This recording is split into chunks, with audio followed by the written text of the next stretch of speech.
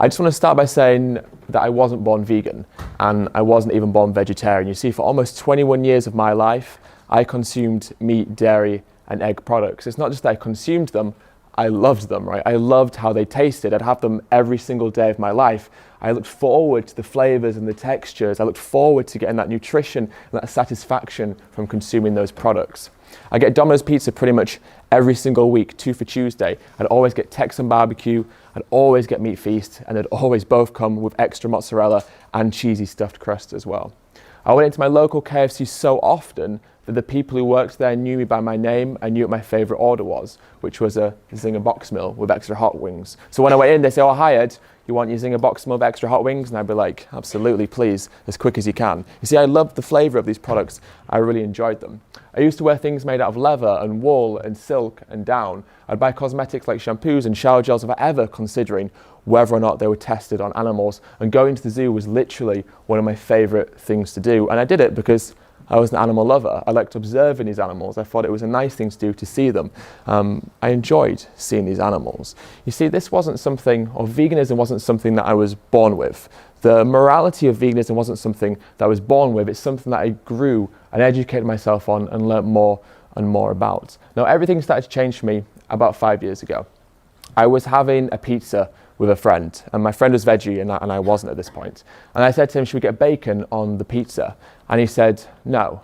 And I said, "Why not, right? Why would you not want to get bacon on pizza? I mean, bacon belongs on pizza. Can you even call it pizza if there's not bacon on top?" And he said, "Ed, I don't think an animal should die for a pizza topping." I said, "What are you talking about? These animals are bred for that purpose. We give them life, they give us bacon.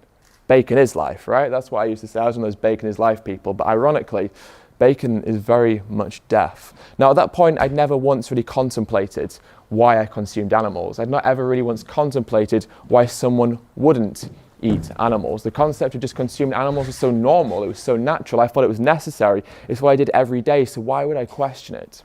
Now, 4 years ago, around 4 years ago, May 2014, I came across this story in the news. It was in the BBC News. It was about a truck carrying 7,000 chickens crashing just off the M62 near Manchester. And it really disturbed me, this story, because the journalist was talking about how hundreds of these animals had died on impact. In fact, I think in total, it was 1,500 of the birds died on the impact alone. But what disturbed me even more was that there were hundreds more of them that were alive, but they were mutilated. They had broken bones and broken wings. Their faces were literally hanging off, and I saw pictures of it. Their faces were hanging off, their combs were hanging off, their beaks were hanging off, and they were alive, and they were suffering, and they were in pain. And I remember reading this article and thinking how horrible it must be for these animals, what terrible suffering they must be enduring. But at that very moment, it dawned on me that in my fridge, there was chicken breasts and chicken thighs and yesterday's KFC. And therefore, I was a hypocrite for feeling sorry for these animals when the only reason they were there in the first place was because I ate their flesh and therefore demanded that they be slaughtered on my behalf. So that moment, when I was reading that article, caused me to question my lifestyle, question my actions, question things I'd never thought to question before. It made me say to myself, how do I morally justify doing these things to animals? Are my taste buds more important than their life? I was a hypocrite for feeling sorry for these animals because they were there because of me. So I made the choice that day to change my lifestyle, to change what I ate. I became veggie, and then I learned more about the dairy and egg industries and eventually became vegan. Now, the purpose of what I'm about to say to you and the purpose of this film isn't to make you feel bad. It's not to say that you're a bad person, because quite simply, that isn't true. It's not to say that you're consciously living an immoral lifestyle, because again, quite simply, that isn't true. The purpose of what I'm going to say and the purpose of the film is to make you question yourself in the same way that that truck story or the truck crash story made me question myself. It's to make you maybe question the lifestyle that you've been living all your life and make you ask the questions that I asked myself. Are my taste buds more important than the life of an animal? How do I morally justify taking the life of an animal if it's unnecessary? These are the questions, the rhetorical questions that I was forced to confront within myself, and hopefully maybe you'll question yourself with. Now, if you get an idea and you put that idea into society long enough, it becomes a societal norm. Now, if you keep fueling that societal norm over time, it forms part of society's culture. You pass culture on generation to generation, it becomes tradition. Now, we need only look across the world right now to see that culture and tradition are not good benchmarks for morality. Let's just consider first off that in some cultures across the world, it's acceptable to treat a woman as less than a man.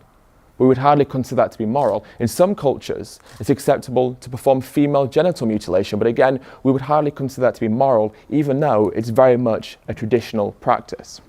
Let's apply this logic and way of thinking to a situation where it's non-human animals that are being oppressed. The Yulin Dog Meat Festival is an annual festival where tens of thousands of dogs and cats are bred into existence, they're mutilated, they're killed, and ultimately, they're eaten. Is it therefore moral to kill and eat a dog if doing so forms part of the community's culture or tradition? What about in Bocknell, where again, an annual festival where tens of thousands of dogs and cats are killed? Is that moral? What about in Japan, where every year they slaughter thousands of dolphins? Is that moral because it's traditional? Or in the Faroe Islands, where every single year they slaughter thousands of pilot whales? Again, is that moral because it's cultural?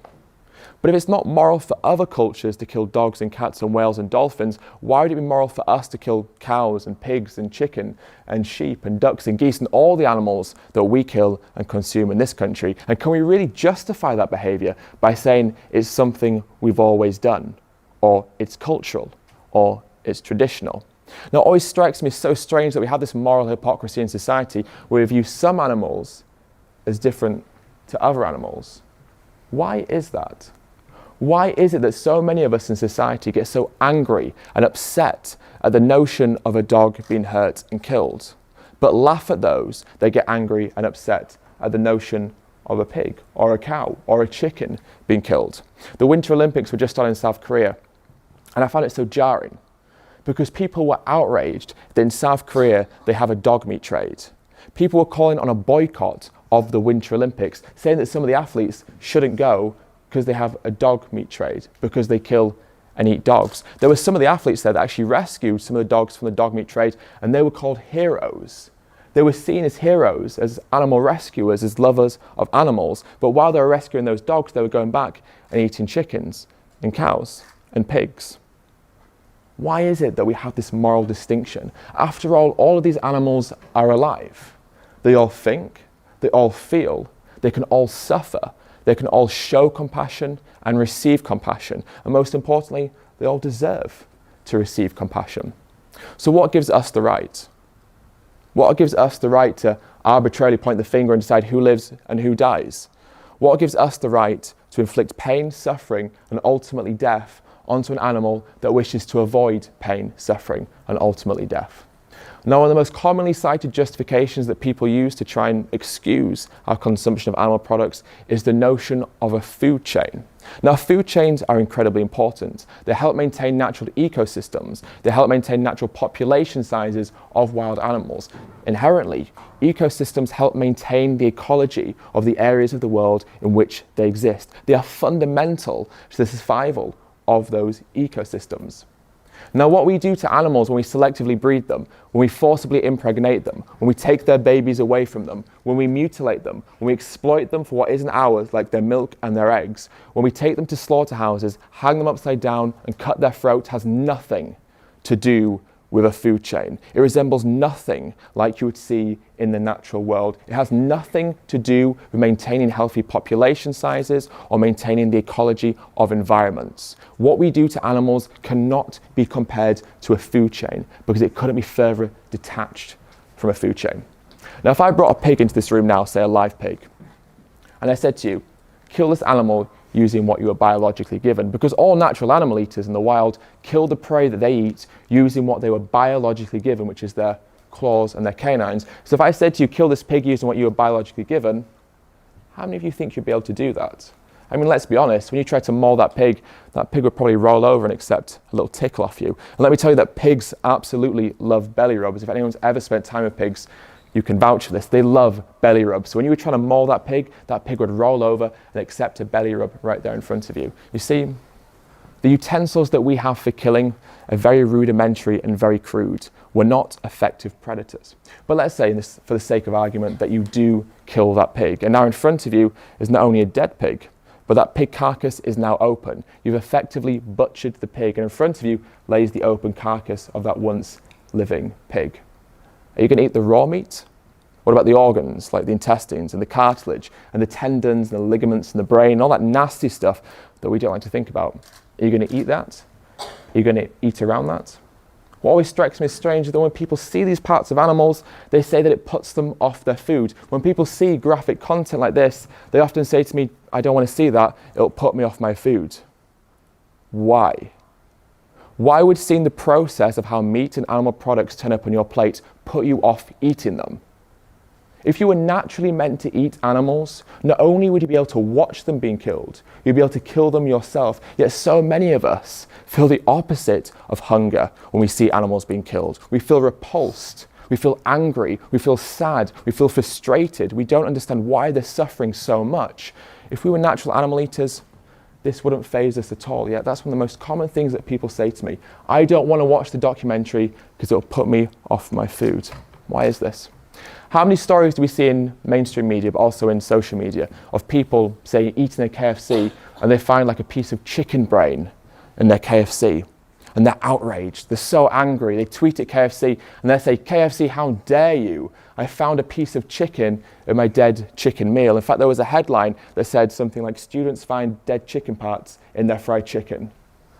Well, what else are you expecting to find? It's a fried chicken box meal. Of course you're going to find dead chicken parts. But you find a piece of brain or a piece of kidney or something that you didn't expect to find, and all of a sudden you find that repulsive, or they find it repulsive, and it puts them off their food.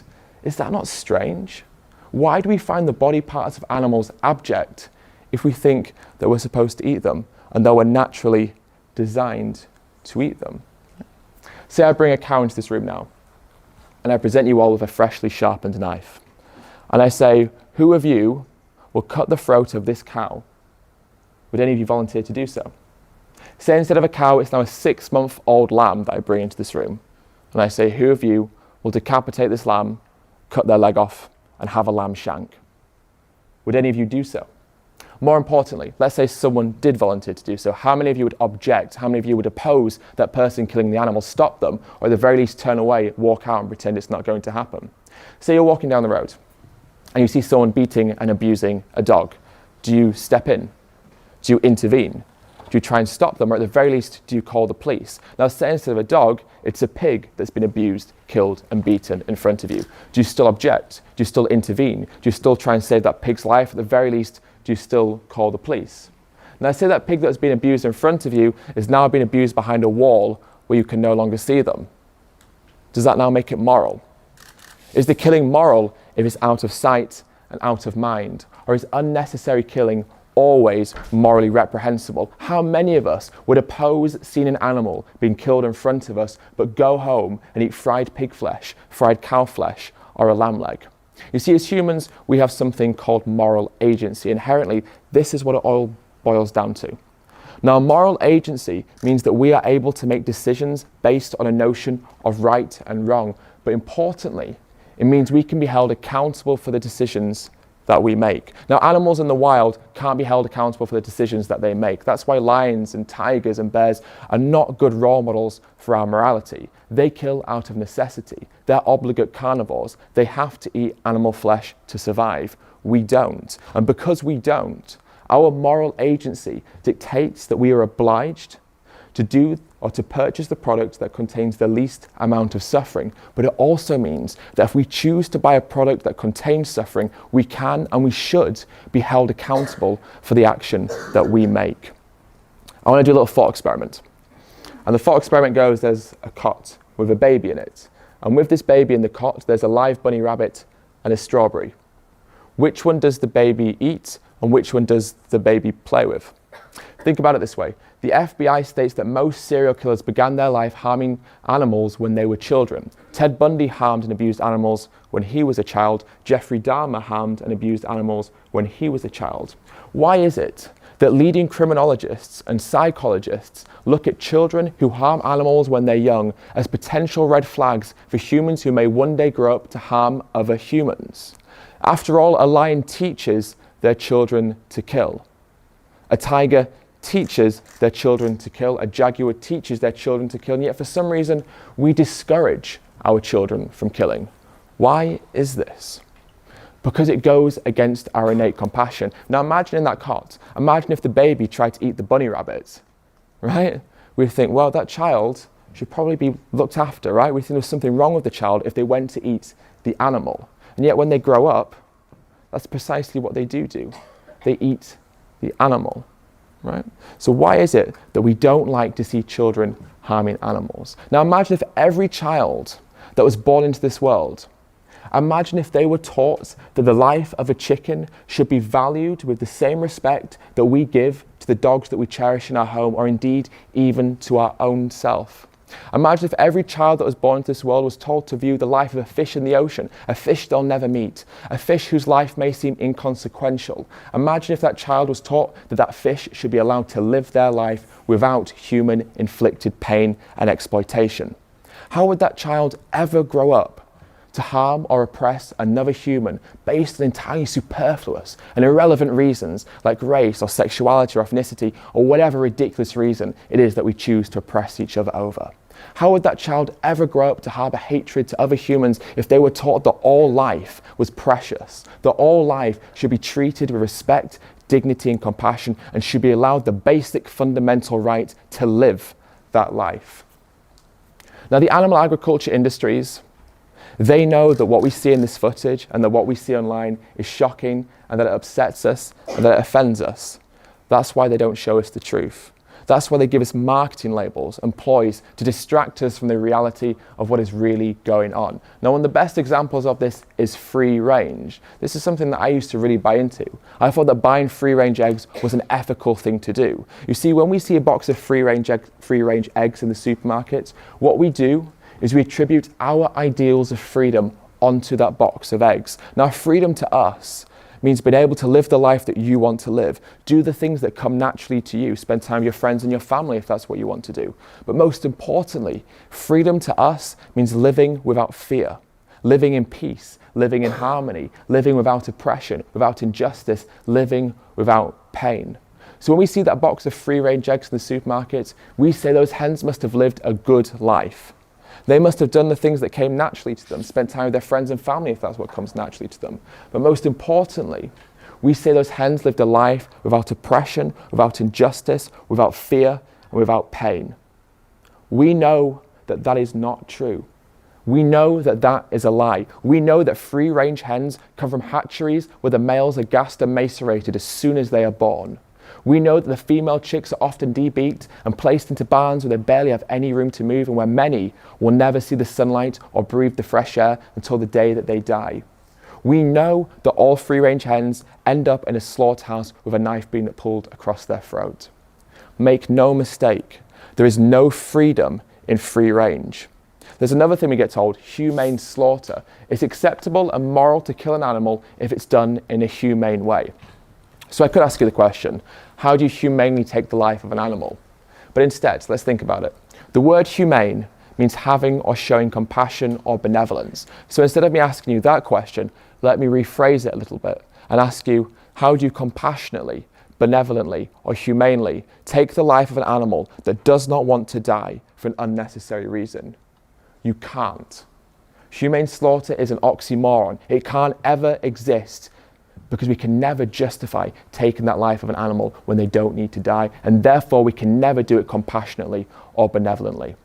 Another thing we often get told is happy cows produce happy milk. This is something we're going to hear a lot more in the future, I guarantee you. Happy cows produce happy milk. Let's think about that for a second. Let me ask you a series of questions. Is the cow happy when she's forcibly impregnated? Is she happy when her baby is taken away from her? Is that mother happy when her baby is taken away from her? Is that mother happy when she's exploited for what she naturally produces for her child? Is she happy when she's loaded into a truck or a trailer and taken to a slaughterhouse? Is she happy when the bolt gun is placed against her head and the knife pulled across her throat? Again, make no mistake, there is no happiness in the dairy industry. There is no right way to do the wrong thing. And exploiting animals, because it is unnecessary, will always be the wrong thing, and therefore there is no right way to do it. Do not believe the labels and the lies and the adverts and the propaganda and the scams of these industries that seek to make money from you. They operate on supply and demand. The only way they can function is if people buy these products. And people aren't going to buy these products if they know the truth behind them. So instead they lie to us to make us buy something that otherwise we would not want to buy, because then they make money from us. Then they can profit from us. Then they can profit from the exploitation of animals. It is a lie. They have vested interests. Remember that when you see those labels and those pictures of happy animals. Those animals are suffering, they're in pain, and they will be until the day that they die. So the question often becomes, we agree, or most of us agree, that what happens to animals is wrong. And perhaps it is immoral. So instead of abolishing the industries, why don't we just improve the systems? Why don't we just make the farms humane? Why don't we make free range mean free? Now the reality is, even if we were environmentally and economically able to give all of these animals that we consume big, green, lush pastures, open fields, and allow them to do what comes naturally to them, even if we found a system where we didn't have to take their babies away from them, where we didn't have to mutilate them, where we didn't have to forcibly impregnate them, we will always, always, always have to take their life from them.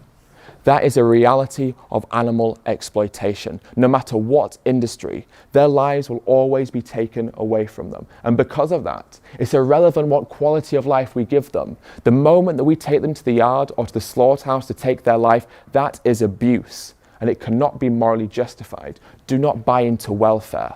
Welfare is not there for the animals. It's there for us, to ease our conscience. You see, the animals don't care what labels they're given on the packets of flesh and secretions in a supermarket. They don't care if they're labeled organic or grass-fed or corn-fed or high welfare. Those labels do not safeguard the animals. They make us buy the product. They ease our conscience. Now, it always strikes me as strange that when we protest against something like the Yulin Dog Meat Festival, we don't say it's moral to take the life of a dog if it's done in a humane way. We don't say it's moral to take the life of a dog if they're given bigger cages or if they're labeled free range. We say take the life of a dog for food is wrong and immoral and should be abolished, full stop, no ifs, no buts. The petitions that we sign to end Yulin are not asking for bigger cages. They're not asking for different labeling. They're asking for an end to the dog meat industry and an end to the festival. So let me ask you, if the Labrador steaks that are being consumed in Yulin, if they came with an RSPCA approved seal, would that make it moral? If the minced Chihuahua being consumed in Yulin, if that came with a red tractor approved seal, would that make it moral? If we brought all the dogs and all the cats that are being killed in Southeast Asia, if we brought them to this country, took them to British slaughterhouses and killed them in the exact same way that we kill the animals in this country, would that make it moral in your eyes? And if it wouldn't, why on earth would it be moral to kill the animals that we eat using these methods? If you have companion animals at home, say like a dog or a cat, a hamster, a rabbit, a gerbil, whatever animal it is, if you have an animal at home that you love and whose existence you cherish, if they needed to be put down and euthanized, would you take them to a slaughterhouse to have that done? And if you wouldn't, that should tell you all you need to know about how humane a slaughterhouse can be. Now, animals have one chance at life. They have one existence. Who are we to take that one chance at life away from them because we value the taste of their flesh and their secretions? A meal to us lasts a matter of minutes, an inconsequential amount of time. It's a meal that we forget about as soon as we've finished. But that meal has cost the entire existence of an animal. We take their life for minutes of pleasure. What right do we have to do that, not only as a species, but as individuals? Let me ask those questions again. Are my taste buds, or are our taste buds, more important than the life of an animal? How do we morally justify doing these things if it's unnecessary and if we don't need to? Now, as a vegan, I eat all the foods that I used to eat, all the foods that I used to enjoy, all the foods that I used to crave. I ate mac and cheese and spaghetti bolognese and lasagna and stir fries and curries and burritos and nachos and fajitas and tacos. I ate cupcakes and muffins and cheesecakes and chocolate cakes and sweets. I ate all the foods I used to love, all the foods I used to crave. But now I do so without harming animals. There's no dead animals, there's no exploited animal secretions, there's no gristle, there's no hormones, there's no antibiotics. they're made from plants. How simple is that, right? Sometimes people say to me, veganism is restrictive. Now, before I was vegan, I had one type of milk, cow's milk. Now I have oat milk, and rice milk, and soy milk, and coconut milk, and almond milk, and cashew milk, and hazelnut milk. I cook with ingredients and foods I'd never heard of before I went vegan. When I used to open my fridge, it would look like a morgue. It would just be dead chickens everywhere. Sometimes the occasional dead cow, maybe the occasional dead pig, predominantly dead chicken. Now when I open up my fridge, it's a garden. There's so many colours. There's such a beautiful array of foods I look forward to cooking. Going vegan encouraged me to reinvent the ways that I cooked, cook with ingredients I'd never heard of, and because of that, I enjoy my food so much more than I ever did because it allowed me to reinvent my culinary experience and explore flavours I'd never considered as being something that I should eat. Now, the American Dietetic Association and the British Dietetic Association, which are the largest bodies of diet and nutrition professionals in both countries, have categorically stated that a vegan plant-based diet is nutritionally adequate, healthy and safe for all stages of life, including pregnancy. What this inherently means is that every nutrient and every vitamin that we need to sustain our healthy life can be obtained on a plant-based diet. What that fundamentally means is that the exploitation of animals and the use of animals is completely unnecessary. It has no place in contemporary society. It should be abolished. There is no reason for it to exist anymore. We can survive on a plant-based diet, eating the foods that come natural to us, eating the foods our body was designed to eat. Now, the way that I like to simplify this is the largest and strongest animals on this planet, or the land animals, the elephant, the rhino, and the hippo, all have one thing in common. They're herbivorous. And hippos, ironically, have the largest canines of any land animal on this planet, and they are herbivorous. Okay, so that kind of lays to rest that myth that our canines provide us justification to tear flesh because the largest canines belong to a herbivore. Now, gorillas share 98% of our DNA, and their digestive tract is almost identical to ours. And apart from the occasional insects, again, they're herbivorous. Now, I'm not saying that we're gorillas or rhinos or hippos or elephants, but what I'm saying is that we do not need to eat meat or animal products to be strong and healthy. There's that expression that goes, man eats meat to be strong like an ox, forgetting that an ox eats grass. We do not need to eat animals to be strong. Now, if it wasn't so cruel, it would almost be ironic, but it is incredibly cruel.